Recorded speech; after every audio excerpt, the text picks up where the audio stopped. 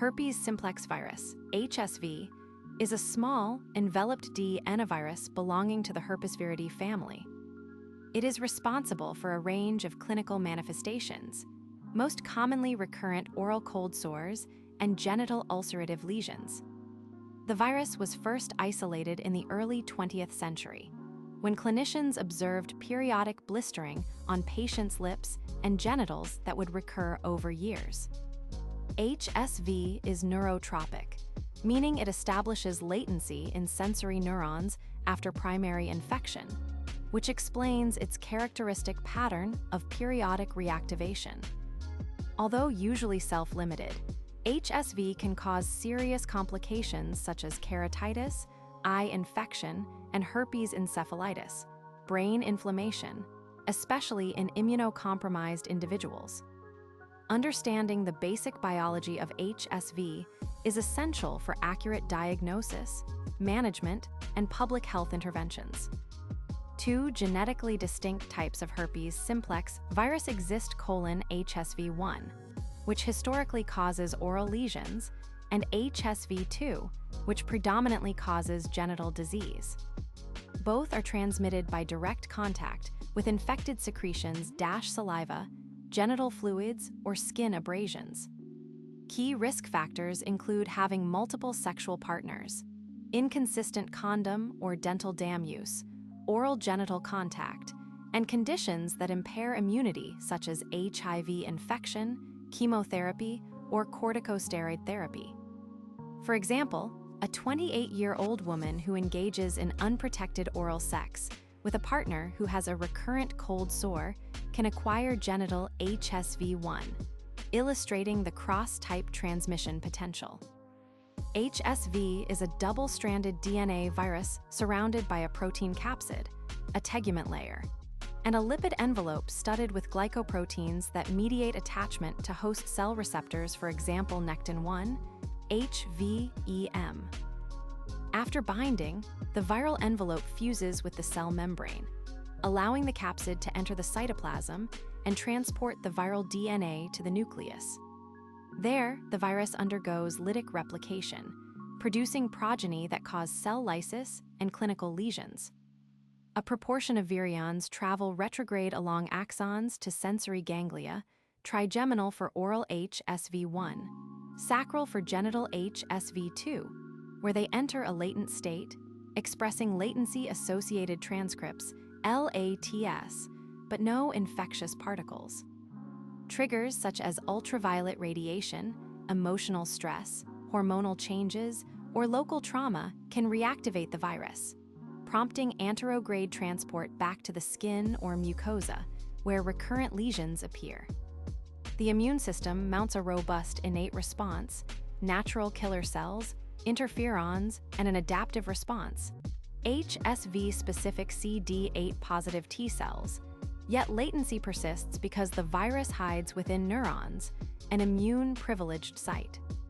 Globally, seroprevalence studies estimate that roughly 66 to 70% of adults are HSV1 seropositive, while about 20 to 25% carry HSV2 antibodies.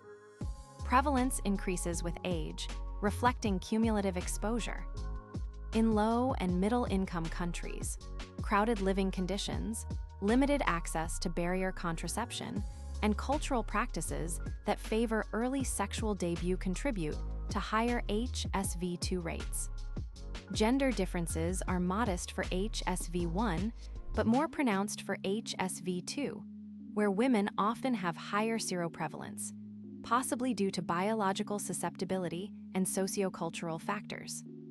For instance, in sub-Saharan Africa, up to 70% of women aged 25 to 35 are HSV2 positive, compared with 50% of men in the same age bracket.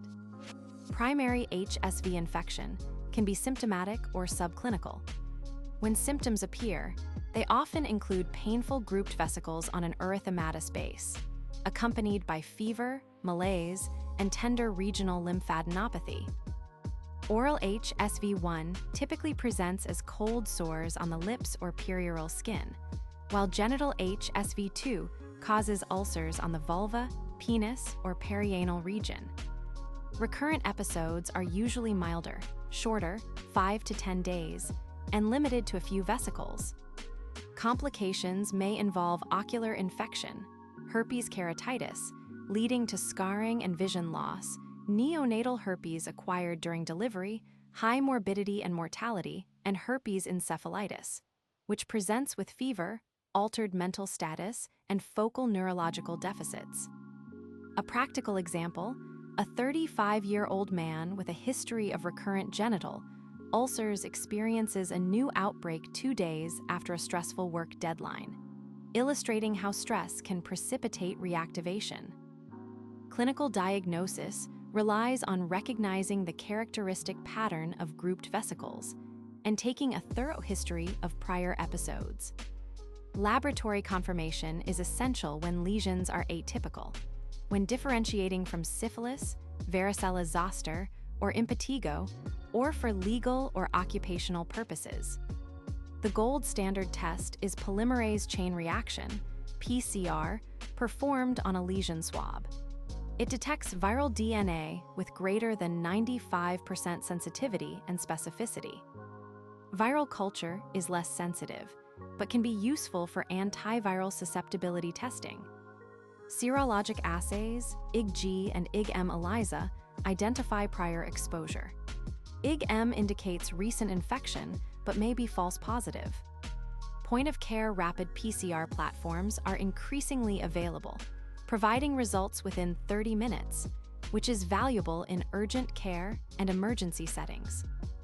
HSV1 and HSV2 share greater than 80% genomic similarity, yet differ in tropism and epidemiology. HSV1 predominantly infects the orofacial region via oral secretions, but it can cause genital disease through oral genital contact. HSV2 is almost exclusively transmitted sexually and is the leading cause of genital ulcer disease worldwide. Both viruses can cause extragenital manifestations. HSV1 is the main cause of herpes keratitis, while HSV2 can lead to neonatal herpes when an infected mother transmits the virus to the infant during vaginal delivery. Rarely, both types may cause encephalitis, with HSV1 responsible for greater than 90% of sporadic cases. Understanding the type-specific disease patterns guides counseling, testing, and preventive strategies. Antiviral therapy suppresses viral replication by inhibiting the viral DNA polymerase. First-line oral agents include acyclovir 400 mg 5 times per day for episodic treatment, 400 mg twice per day for suppressive therapy, valacyclovir 1 gram 3 times per day episodic, 500 mg daily suppressive, and famciclovir 250 mg 3 times per day episodic, 250 mg twice daily suppressive.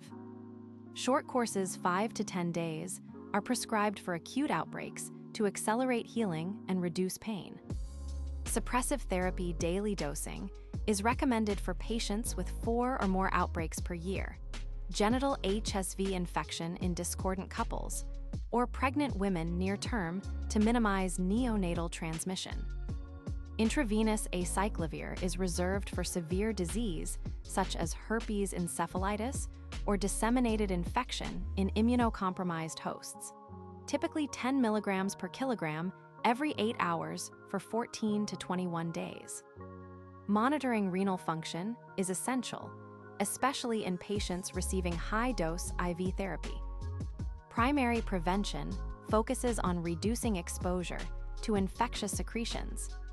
Recommendations include avoiding direct contact with active lesions, not sharing personal items like lip balm, razors, towels, and consistent condom or dental dam use during sexual activity, hand hygiene after touching a sore, and washing genital areas before and after intercourse further lower risk. While no licensed vaccine exists, several candidates such as subunit glycoprotein D vaccines, replication-deficient viral vectors, and mRNA platforms are in phase 1-2 trials. showing promise for both prophylactic and therapeutic use. Public health education, partner notification, and counseling about asymptomatic viral shedding are critical components of secondary prevention, especially for individuals with recurrent genital HSV. HSV infection is lifelong. The virus remains dormant in sensory ganglia indefinitely. Most immunocompetent adults experience mild, self-limited recurrences that tend to decrease in frequency and severity with age. Quality of life is generally good when outbreaks are managed with antivirals and appropriate counseling. However, complications can be serious. Ocular HSV may lead to corneal scarring and blindness. Neonatal herpes carries mortality rates up to 50% without treatment. Herpes encephalitis, though rare, has a mortality of about 20% even with antiviral therapy, and often results in long-term neurocognitive deficits. Early diagnosis and prompt antiviral treatment markedly improve outcomes in these severe forms. Cutting-edge research is expanding therapeutic options beyond traditional nucleoside analogs. Newer oral agents, such as the helicase primase inhibitor pritelivir, show activity against acyclovir-resistant strains and require less frequent dosing. Therapeutic vaccine trials, for example HSV-2 glycoprotein D subunit plus adjuvant, aim to boost T-cell immunity to reduce reactivation frequency. CRISPR-Cas9 systems are being explored to excise latent HSV DNA from infected neurons in animal models, offering a potential functional cure.